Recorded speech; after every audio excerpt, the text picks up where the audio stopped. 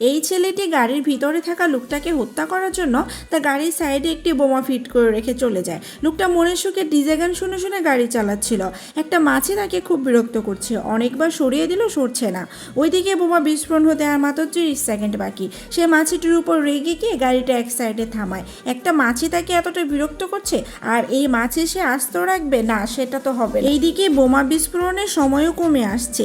ওই সময় মাছিটি একটা জায়গায় বসে। লোকটা সেটা দেখতে পেয়ে জুতা খুলে মাছিটিকে দেয় বাড়ি।